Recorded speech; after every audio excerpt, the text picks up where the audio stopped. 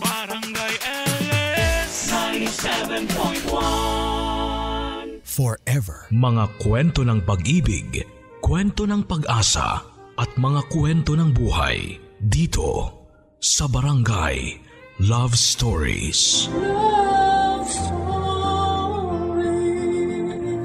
Hanggang kailan ka magsasakripisyo para makuha ang kapatawaran sa kasalanang nagawa mo? Handa mo bang gawin yon ng habang buhay?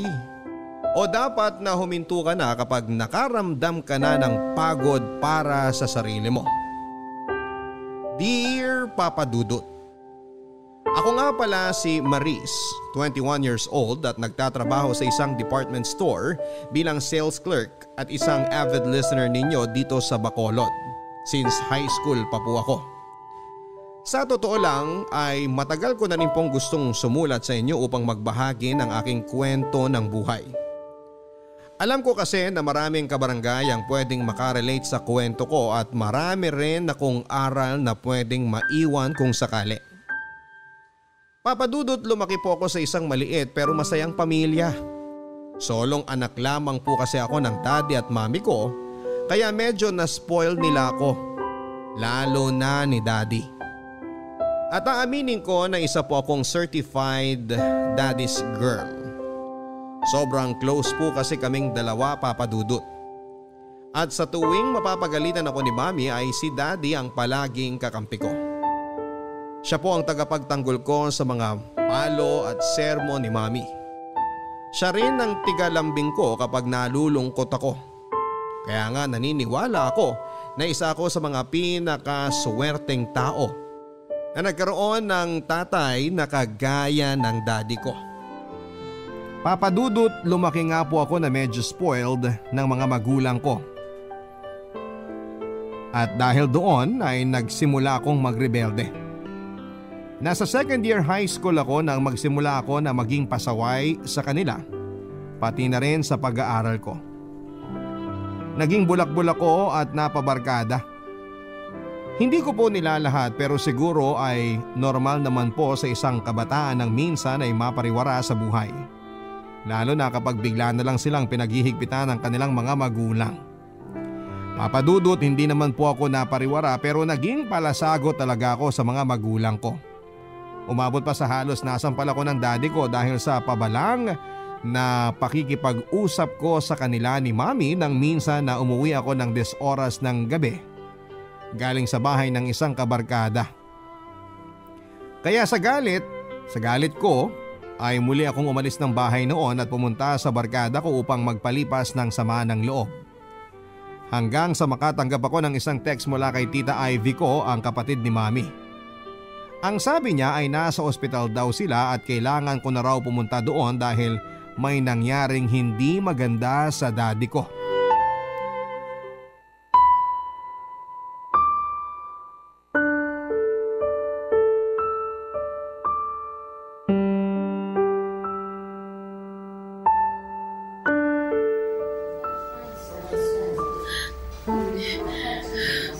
Ano na kayang lagay ni Daddy?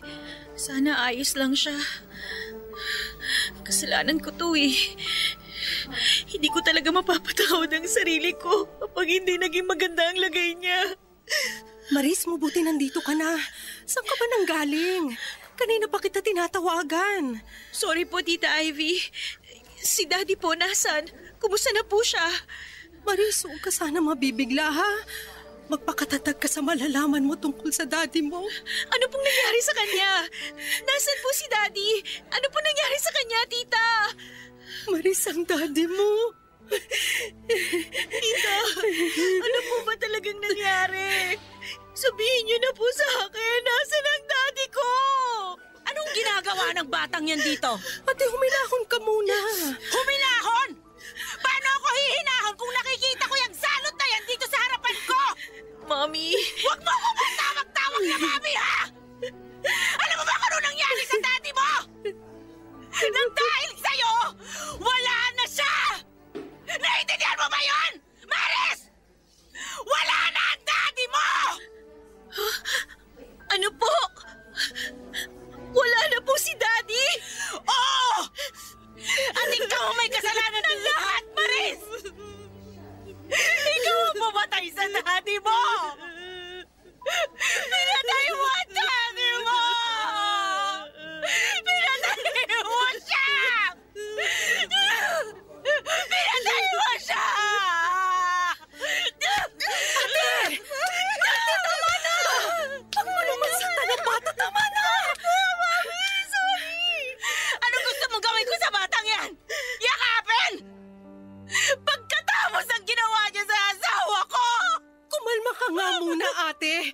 Anak mo pa rin si Maris. Siya na lang ang makakasama mo ngayong wala ng asawa mo. Yun na nga eh. Bakit kailangan na yung asawa ko pang mawala? Bakit hindi na lang yung salot na batong yan? Huwag ka na mong magsalita ng ganyan. Kung nandito pa ang asawa mo, magagalit siya sa mga sinasabi mo. Kung hindi naglayas yung batang yan, hindi siya susundan ng asawa ko. Walang masamang mangyayari sa kanya at hindi siya mamamatay. Mami, sorry po. Patawarin niyo po ako. Umalis ka dito! Umalis ka sa harapan ko! Ikaw ang pumatay sa daddy mo! Ikaw ang pumatay sa asawa ko! Salot ka! Salot ka sa buhay ko! Kaya umalis ka dito!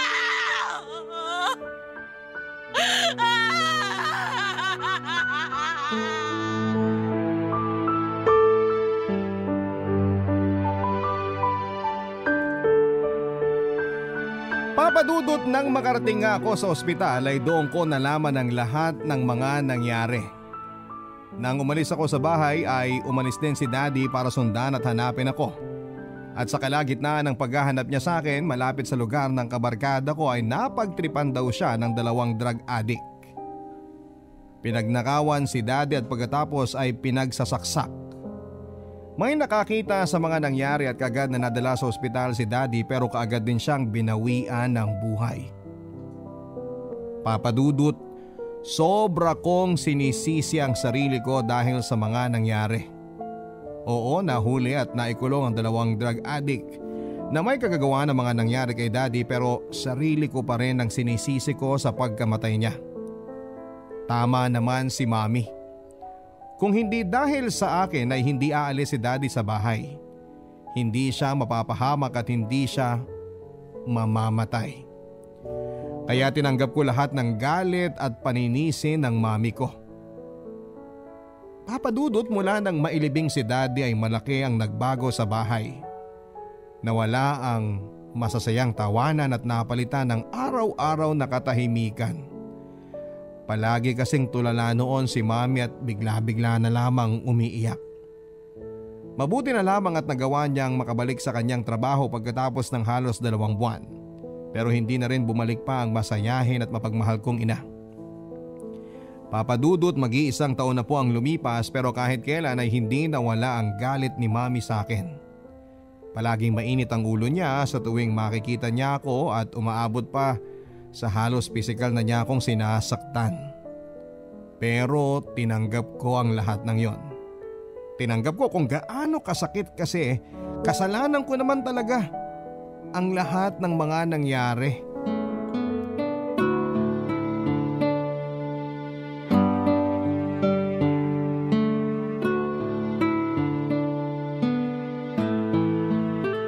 Maris!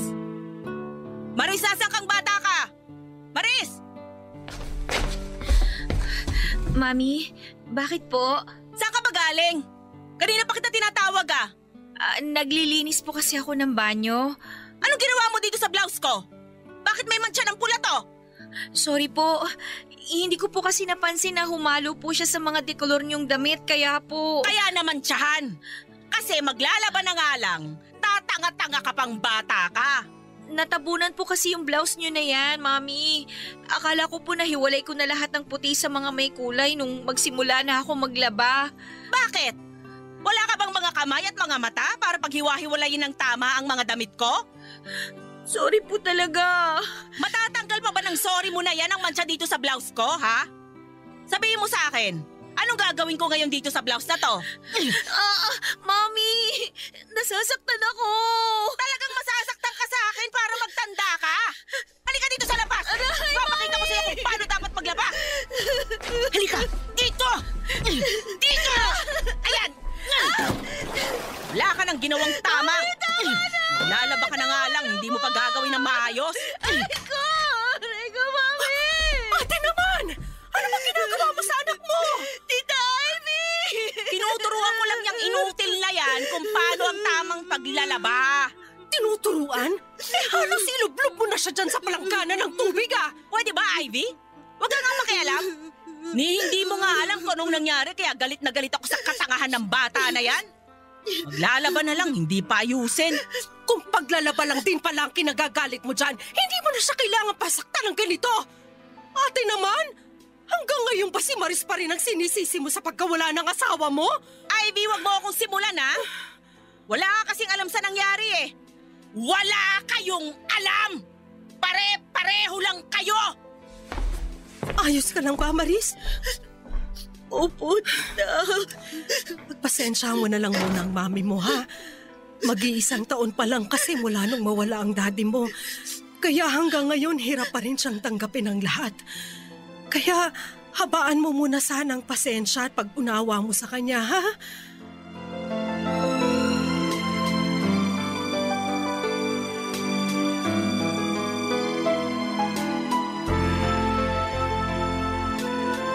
Wala kaming alam. Hindi namin siya naiintindihan at kahit kailan walang sino man ang makakaintindi sa kanya. Yun ang paulit-ulit na sinasabi ni Mami Papa Dudut. Palagi niyang pinapakita na hanggang sa ngayon ay hindi pa rin niya natatanggap ang pagkawala ni Daddy. Na parang kahit kailan ay hindi na niya yon matatanggap pa. Alam ko naman na mahirap talaga para sa kanyang nangyari dahil pareho silang first love ang isa't isa. Walang ibang lalaki na minahal si Mami kung hindi si Daddy lamang. At kahit kailan ay hindi niya na-imagine na kaagad itong kukunin sa kanya. Na mawawala si Daddy nang dahil pa sa sariling anak nila nang dahil sa akin. Pero Papa Dudut, hindi lang naman si Mami ang nawalan. Pati po ako ay naiwan ni Daddy. Hindi ko lubos maisip kung bakit kailangan na isarili ni Mami ang lahat ng mga sakit na kanyang nararamdaman. Bakit kailangan niyang paulit-ulit na ipamukha sa akin na kasalanan ko ang lahat? Ako tuloy ang napapaisip minsan kung ano ba ang kailangan kong gawin para matanggap ni Mami na wala na si Daddy. Ano ang kailangan na mangyari? Kailangan ko ba talagang mamatay para lang tuluyan na akong mapatawad ng sarili kong ina? Papa Dudut, isang taon pa ang lumipas pero habang tumatagal ay mas lalong nagiging malupit sa akin si Mami. Mas nagiging masakit ang mga salitang binibitawan niya, pati na ang kamay niya. Pakiramdam ko nga minsan, Papa Dudut, ay nakakalimutan na niya na anak niya ako. Ang tanging nakikita niya sa akin ay ako ang taong naging dahilan para mawala ang pinakamamahal niyang asawa. Si Tita Ivy naman ay madalas akong pinupuntahan sa bahay. Dahil wala naman siyang asawa at anak ay halos anak na rin ang turing niya sa akin. Magkasundo silang magkapatid ni Mami pero nang dahil sa akin ay halos nag-aaway na sila. Lalo na kapag napagbubuhatan na ako ng kamay ni Mami. Palaging sinasabi ni Tita Ivy kay Mami na wala akong kasalanan sa pagkawala ni Daddy kaya dapat ay hindi niya ako sinasaktan at pinagbubuntungan ng galit niya. Pero parang hindi yon iniintindi ni Mami. Dahil kahit kailan ay hindi naging maayos ang pakikitungo niya sa akin, Papa Dudut.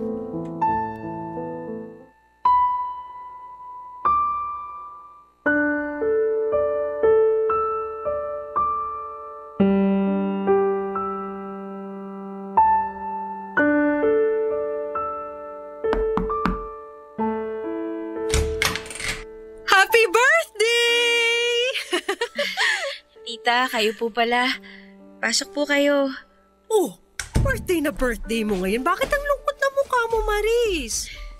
Wala naman po akong dapat na ikasaya eh. Ano ka ba? Minsan lang sa isang taon kung mag-birthday ka, kaya dapat i-enjoy mo yun. Eto buksan na natin tong cake na dala ko. Ay, nasan nga pala ang mami mo? Tulog pa ba siya? Hindi po tita. Pumasok po siya sa trabaho. Ha? Sabado ngayon Hindi ba dapat wala siyang pasok sa opisina nila? Ay, alam niyo naman po si Mami. Mas gusto pa niyang makita ang mga katrabaho niya kesa makasama ako dito sa bahay. Ano ka ba? Hindi totoo yan. Ito may dala rin akong pansit. Paghahain kita ha. Sige po, tita. Salamat po. Wala kang dapat na ipagpasalamat. Pero mabuti na lang pala at naisipan kong puntahan ka ngayon. Dahil wala ka rin palang kasama dito sa bahay ninyo. Ay teka, sindihan natin tong kandila. Nasaan na ba yung lighter ko? Ito. Ano nga palang wish mo ngayong birthday mo? Bago mo hipan tong kandila sa cake mo. Wala naman po akong mahihiling eh. Kasi kahit hilingin ko naman po na mabuhay si Daddy at bumalik siya sa amin ni Mami, kahit kailan hindi na po yun mangyayari. Kasi namatay na po siya ng dahil sa akin. Maris, 2 taon na ang nakakalipas. Alam kong hindi madali pero hindi matutuwa ang daddy mo kapag nakikita kanya nagkakaganyan. Alam niyo po, tita, tama naman si Mami eh. Sana ako na lang po yung nawala. Sana hindi na lang po si Daddy. Tahan na, Maris. Birthday na birthday mo. Umiiyak at nag-iisip ka ng ganyan. Ang hirap lang po kasi yung pakiramdam na pagkatapos mawala ni Daddy, parang nawala na rin po si Mami sa akin. Nawala na po yung lahat ng pagmamahal niya para sa akin. Pero naiintindihan ko naman po yun. Kasi ako naman po yung punot dulo ng paghihirap niya mula nung mawala si Daddy eh. Ako po yung salot sa bahay na to. Ako na lang pong dapat ang namatay eh. Dahil alam ko na yun naman pong gusto mangyari ni Mami. Tama na. Tumigil ka na sa pag-iisip mo ng ganyan. Mahal ka ng mami mo, Maris. Hindi lang talaga madali para sa kanya ang pagkawala ng daddy mo. Hindi rin naman po naging madali sa akin lahat, tita. Naiwan din naman po ako ni Daddy eh. Nawalan din po ako ng mahal sa buhay. Ang masakit lang po doon, parang pareho nang nawala sa akin sina Mami at Daddy. Dahil sa araw-araw na nakakasama ko si Mami dito sa bahay, wala naman akong ibang nararamdaman mula sa kanya kung hindi galit siya paninisi. Dahil ako nga po yung dahilan kung bakit namatay si Daddy. Tama po si Mami.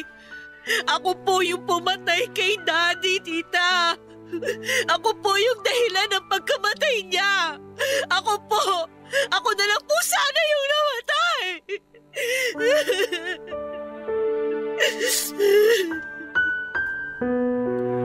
Papa Dudut, sa tuwing umiiyak ako at nasasaktan dahil sa galit ni Mami, si Tita Ivy ang palaging nandyan para sa akin.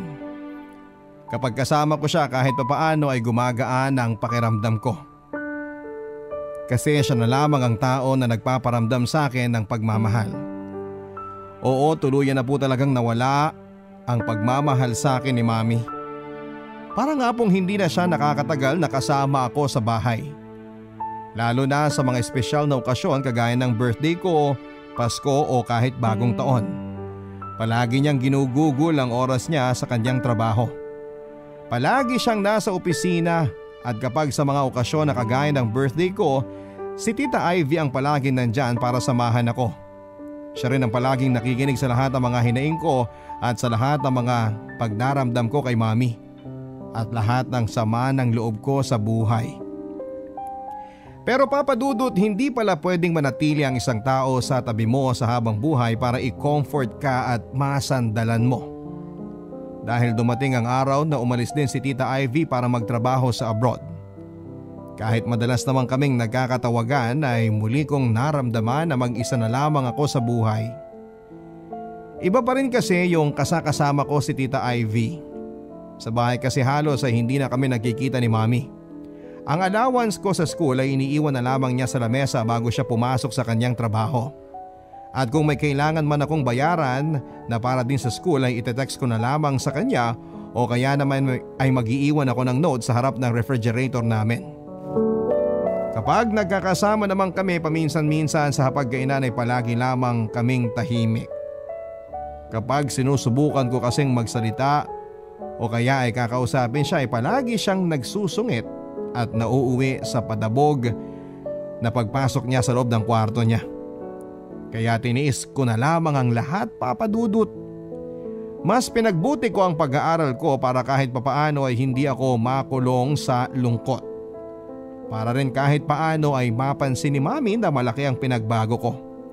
Hindi na ako pasaway na maris na naging dahilan ng pagkamatay ng daddy ko.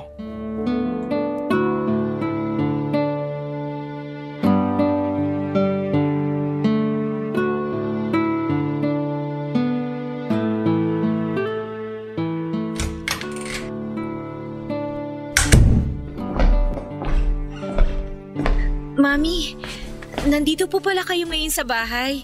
Bulag ka ba at kailangan mo pang sabihin yan? Nakikita mo na nga ako dito sa harapan mo, di ba? Ang ibig ko pong sabihin, akala ko po nasa trabaho kayo kaya nagulat po ako na makita ko kayo ngayon. Bakit ba kasi ang aga mong nakauwi mula sa school nyo? Graduation po kasi namin kaninang umaga. Talaga? Ngayong araw pala yon? Opo. Hindi niyo po yata nabasa yung note sa may refrigerator natin. Pero yung teacher ko naman po ang nagsabit sa akin ng medal sa stage kanina. Tsaka, eto nga po pala, may dala po akong pansit. Kain po muna tayo.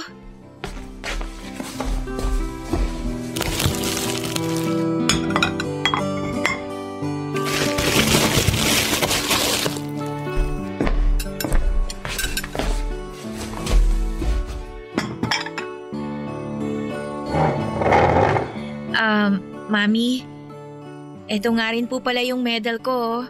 Third honorable mention po ako sa buong school namin. Ilagay mo na lang dyan. Mamaya ako na lang titingnan. Maaga nga po pala akong aalis bukas. Saan ka pupunta? Sasabay po ako sa mga kaklase ko na magte-take ng entrance exam sa university na malapit dito po sa atin. Mag-take ng exam? Para saan? Entrance exam po para sa college. Sino bang may sabing magka-college ka pa? Hindi ka natutuloy sa college dahil wala na akong pampaaral sa'yo. Pero pwede naman po ako mag-apply ng scholarship. Bakit? Kapag ba nag-scholar ka, wala ka na talagang babayaran? Eh hindi ba may mga miscellaneous pa yan? Maliit na lang naman daw po yung mga babayaran kapag nagkaroon na po ako ng scholarship. Eh saan nga ako kukuha ng maliliit na yan kung wala na akong trabaho? Wala na po kayong trabaho? Oo. Natanggal ako sa trabaho nung 1 linggo lang dahil nagbawas ng mga empleyado ang kumpanya namin. Pwede naman po ako mag-working student para matuloy ko po yung pag-aaral ko sa college. Ang tigas din ng ulo mong leche ka no? Kung yang kikitain mo sa sinasabi mong pagtatrabaho, idederecho mo na lang sa panggastos dito sa bahay, baka matuwa pa ako sa'yo. Pero gusto ko po kasi talagang mag-college. Sa wala kang ang pang-tuition. Mamili ka. Magka-college ka o pare-pareho tayong matutulog sa lansangan dahil wala na akong ibabayad sa upa nitong bahay na tinitira natin.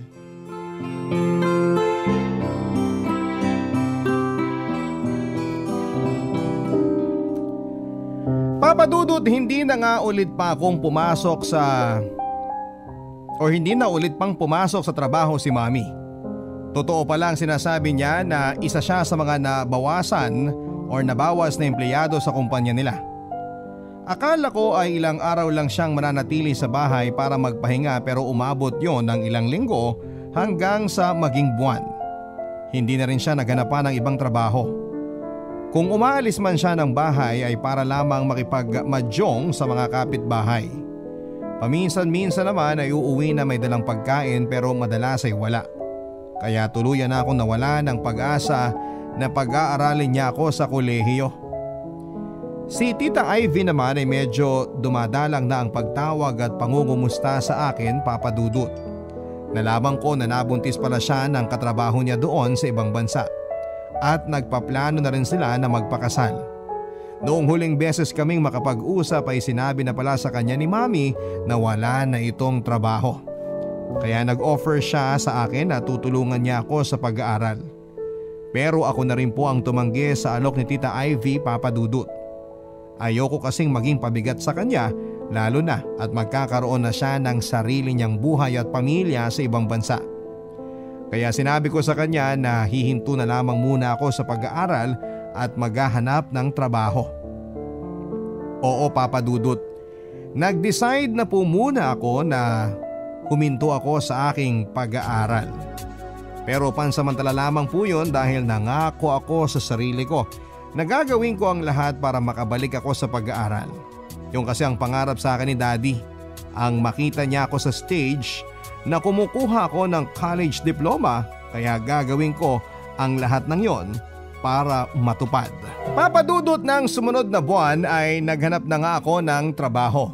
Noong una ay nahirapan ako dahil wala naman akong kahit na anong job experience at 17 years old pa lamang ako. Kaya kahit papaano ay tinanggap ko na rin ang magtrabaho bilang bantay sa isang tiyangge na maliit lamang ang sasahurin. Yun lang kasi ang nakikita ko na malapit sa bahay na pwede kong pasukan na trabaho. Mabuti na lamang kahit papaano ay nakakapag-overtime ako at nadadagdagan ang maliit kong sinesweldo. Dahil Papadudot mula nga nang makapagtrabaho ako ay hindi na gumastos pa ng para sa bahay si Mami. Ang sabi niya ay nauubos na niya ang naipon niyang pera pati na rin ng back pay na nakuha niya sa dati niyang trabaho. Kaya ako na lamang ang nagbibigay ng panggastos na para sa bahay at sa mga bisyo ni Mami. Naging madalas na kasi ang pakikipagmadyong niya sa mga kapitbahay namin. Pati na rin ang pag-inom niya ng alak. At noon ko lang din nalaman na naninigarilyo na pala siya.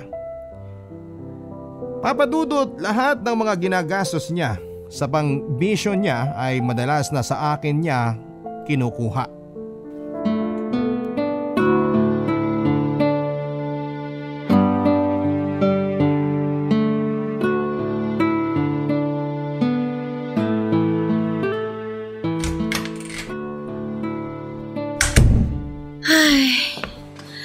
Grabe, nakakapagod yung biyahe.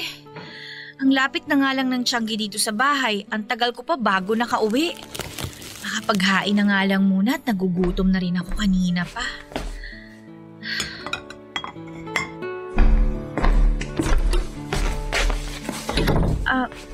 Mami, gising pa po pala kayo. Kumain na po ba kayo? Paano ako makakakain kung wala ka namang iniwan na perang pangkain kanina? Pasensya na po. Inuna ko po kasi munang bayaran yung mga bill ng kuryente at tubig natin dito sa bahay na medyo tumambak na po.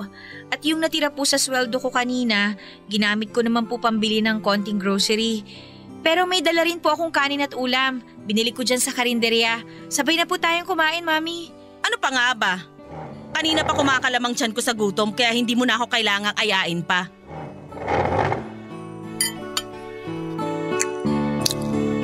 Mag-iwan ka nga pala ng pera bukas ng umaga dahil may kailangan akong bayaran.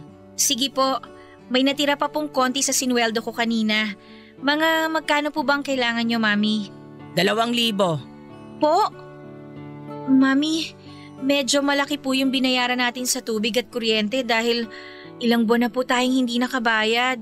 Baka po… Bakit pala nagtanong ka pa kung magkano ang kailangan ko? Tapos magrereklamo ka ng ganyan sa akin ngayon? Hindi naman po sa nagrereklamo ako. Sinasabi ko lang po yung pinagkagastosan ng sweldo ko. Saan niyo po ba gagamitin yung 2,000? Kailan ka pa natuto na makialam at mag-usisa sa akin ng ganyan? Kung hindi mo naman pala ako bibigyan ng pera, wag mo na akong tinatanong-tanong pa. Dahil wala ka naman palang may tutulong sa akin. Nag-iipon rin po kasi ako ng para sa pang-tuition ko sa college. Kaya nagtatabi po ako ng maliit mula sa sweldo ko. Bakit ba kasi gusto mo pang mag-college? Bulakbol ka naman, di ba? Sasayangin mo lang yung pera mo para sa wala. Ay, tatawagan ko na nga lang si Ivy at sa kanya na lang ako hihingi ng pera. Huwag na po, Mami. Ako na lang po ang bahala sa kailangan ninyo. Malapit na po kasi siyang manganak kaya hindi rin po siya makakapagpadala ng pera sa inyo. Ang dami-dami mo pang sinasabi, magbibigay ka din pala. Ay… Pero 1,000 lang po munang maiiwan ko bukas ng umaga. Babali na lang po ako sa boss namin sa trabaho para makuha ko po yung advance na sweldo ko. Ay nako, ano pa nga ba? Gawin mo ng 3,000 ang ibibigay mo sa akin, ha? Wala naman ang kailangan na bayaran na bills dito sa bahay, di ba? Kaya siguro naman makakaluwag ka na sa mga gastos. Kaya gawin mo ng 3,000 ang ibibigay mong pera sa akin. Naintindihan mo? Opo, Mami. Gagawan ko na lang po ng paraan. Papa Dudut, ayoko talaga nang humingi ng tulong si Mami kay Tita Ivy. Lalo na kung tungkol yon sa pera. Medyo maluwag kasi magbigay si Tita Ivy at kilala ko siya. Kahit alam niya na gagasusin lamang yon ni Mami para sa sugal o iba pang walang kwentang bagay, ay magbibigay pa rin siya. Kaya kesa mangyari yon ay ako na lamang ang gagawa ng paraan para maibigay ang gusto ni Mami. Papa Dudut, nang lumipas ang 1 taon ay umalis na ako sa pagtatrabaho sa Tiangge at nag-apply naman sa isang department store. Natanggap po ako bilang isang sales clerk na mas mataas ang sweldo kahit papaano. Kaya mas nakapagtatabi na ako ng pera na iniipon ko para sa pang-tuition ko kung sakaling magpatuloy na ako sa pag-aaral sa kolehiyo. Gusto ko talagang makapagtapos ng kolehiyo kahit na hindi pa ako tulungan ni Mami. At gusto ko rin na maipakita sa kanya na totoong nagbago na ako. Hindi na ako yung anak nila ni Daddy na naging pasaway at bulakbol sa pag-aaral. Responsable na akong anak at tuto pa rin ko ang lahat ng plano nila sa akin ni Daddy noong nabubuhay pa siya. Ang makapagtapos ng pag-aaral at magkaroon ng maayos na buhay kasama sila. Makakabawi din ako sa kanila ni Daddy. Makakabawi din ako kay Mami at gagawin ko ang lahat para makita niya ang pagsusumikap ko para mabigyan siya ng maayos na buhay kagaya ng pangako ko sa kanila noon ni Daddy. Papa Dudut, ng 2 taon na ako sa pagtatrabaho sa department store ay nag-inquire na ako sa isang malapit na university. Pakiramdam ko kasi noon ay sapat na ang naipong kong pera para sa buong taon na magiging tuition ko. Nang sabihin ko kasi kay Tita Ivy ang tungkol sa pag-iipon ko ng pera para sa plano ko na muling pagbabalik sa pag-aaral ay nagpadala din po siya ng pandagdag na hindi ko natanggihan pa. Kaya nang makauwi ako sa bahay dala ang admission form ay excited akong chinek ang naipon kong pera para sa gagamitin ko na pang tuition ko.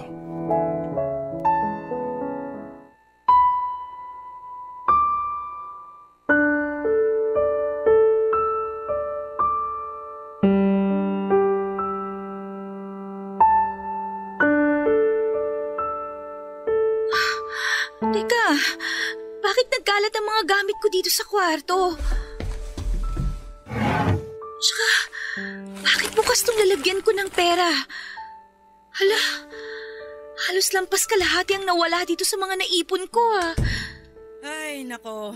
Malas talaga ako ngayong araw na to. Mami? Nakauwi ka na pala. Bakit ang aga mo ngayon? Wala ka bang trabaho? Wala po. Nag-leave po ako sa trabaho ngayon para makapag-inquire sa university na malapit dito sa atin. Pumasok po ba kayo sa kwarto ko, Mami? Ano ba kung pumasok ako sa kwarto mo? Bahay ko naman to. Ay nako. Magain ka na nga lang at nagugutom na ako. Ginalaw niyo po ba yung pera ko na nandun sa kahon at nakatago sa tokador ko? Sinabi ko nang maghain ka na at nagugutom na ako, di ba? Bakit ba nakatayo ka pa dyan? Mainit ang ulo ko ngayon, Marisa. Huwag mo akong umpisahan. Gusto ko lang pong malaman kung kayo po yung kumuha ng pera na matagal ko nang iniipon. Kung yun ang pinuputok ng butsi mo dyan, oo. Sige na, ako ang kumuha ng pera mo. Okay na ba? Bakit niyo po ginawa yun? Ano bang iniiyak-iyak mo dyan? Hindi ko naman inubos ang pera mo ah. Pero kasi matagal ko po yung pinag-ipunan, Mami. O di babalik ko sa'yo. Kung gusto mo, doblehin o triplihin ko pa. Para pera lang nagkakaganyan ka na? Akala mo kung sino ka na nagre-reyna-reynahan dito sa bahay ah. Mami, hindi niyo po kasi naiintindihan eh. Pinagpaguran ko po yung pera na yun para makabalik ako sa pag-aaral. Bakit ba kasi gustong-gusto mong mag-aral? Di ba sinasayang mo nga yan noon? Noon po yun. Dahil nagbago na po ako. Pinagsisisihan ko na po lahat ng mga kasalanan ginawa ko noon. Bakit? Sa tingin mo ba sa pagbabago at pagsisisi mo na yan? May babalik mo pa ang buhay ng daddy mo? Hindi na, Maris! Wala nang magbabago kahit ano pang gawin mo! Ginagawa ko naman po lahat para makita ninyong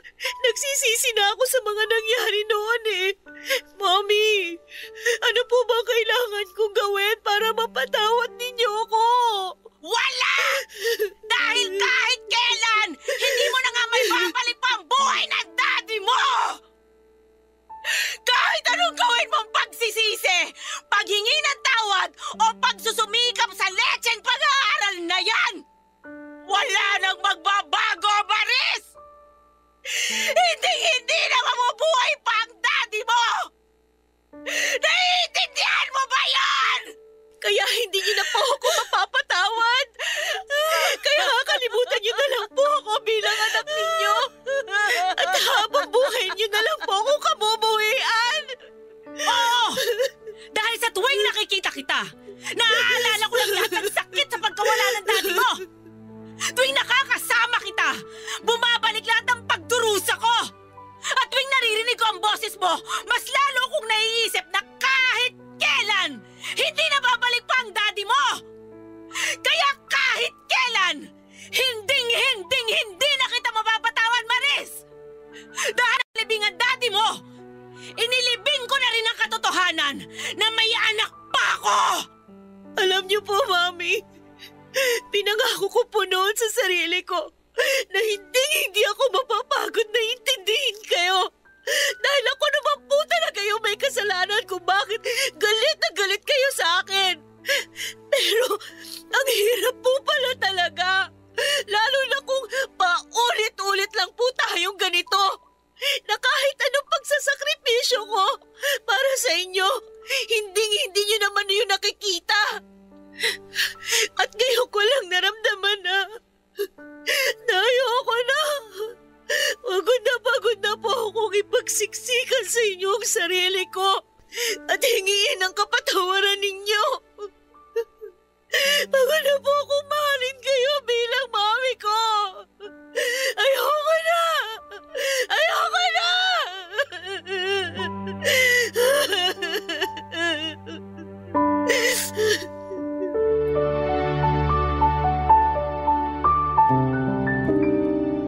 Papa Dudut, mahirap po pala talagang hingin ang pagpapatawad mula sa taong mahal mo. Lalo na kung napakalaki ng kasalanang nagawa mo sa kanya. Nakakasawang maghintay at nakakapagod din palang magsakripisyo. Dahil kahit na anong effort ang gawin ko para ipakita kay mami ang lahat ng pagsisisi ko, kahit kailan yata ay hindi na niya makikita yon. At kahit kailan ay hindi na niya ako mapapatawad dahil sa pagkawala ng daddy ko. Papa Dudut, umalis na rin po ako sa bahay namin pagkatapos ng naging sagutan namin ni mami. Naghanap ako ng maliit na apartment para sa sarili ko. Gusto ko ulit magsimula ng bagong buhay na malayo mula sa kanya. Yung bagong buhay na para sa sarili ko. Nang tumawag si Tita Ivy para kumustahin ako ay sinabi ko sa kanya ang lahat ng mga nangyari. Iniyak ko sa kanya sa telepono ang lahat ng sakit at bigat na kinikimkim ko sa maraming taon mula nang mamatay si Daddy. At sinabi ko na gusto ko munang lumayo kay Mami. Hindi niya ako napilit na bumalik sa bahay. May sariling isip na rin naman daw ako at maayos na trabaho para buhayin ang sarili ko. Isa na lamang ang binili niya sa akin na sana raw ay hindi ko habang buhay na kimkimin ang galit na nararamdaman ko para kay Mami. Papa Dudut, hindi naman po talaga ako nagagalit kay Mami dahil ako talaga ang punot dulo ng lahat ng pagdurusa niya. Napagod lang talaga ako kaya ako lumayo mula sa kanya. Isa pa, pakiramdam ko kasi ay totoo lahat ng sinasabi ni Mami na bumabalik ang lahat ng sakit na nararamdaman niya sa pagkawala ni Daddy sa tuwing nakikita at nakakasama niya ako. Kaya naisipan ko na baka sa paglayo ko ay magawa niya akong patawarin. Kung kailan pa mangyayari yung pagpapatawad na yon ay hindi ko po alam. Dahil mag-iisang taon na mula nang umalis ako sa bahay namin pero hindi pa rin niya ako tinetext o tinatawagan man lang para kumustahin. Papa Dudut, ano po ba ang mas dapat kong gawin? Ngayon pa lang po ay nagpapasalamat na ako sa mga maipapayo ng inyong mga tagapakinig sa problema ko. Salamat po sa inyong programa dahil sa tuwing napapakinggan ko po ang mga sulat na binabasa ninyo ay napapawi kahit papaano ang lungkot na nararamdaman ko sa pag-iisa. Dito ko na rin po tinatapos ang sulat ko, Papa Dudut, na may magkaroon po kayo ng isang masaganang bagong taon at patuloy na tumagal pa ng maraming taon ang inyong programa. Ang inyo pong forever na kabarangay, Maris. Mga kwento ng pag-ibig, kwento ng pag-asa at mga kwento ng buhay dito sa Barangay Love Stories. Love Stories. Forever! Nagustuhan ng iyong napakinggan? Ituloy yan via live stream sa www.gmanetwork.com/radio.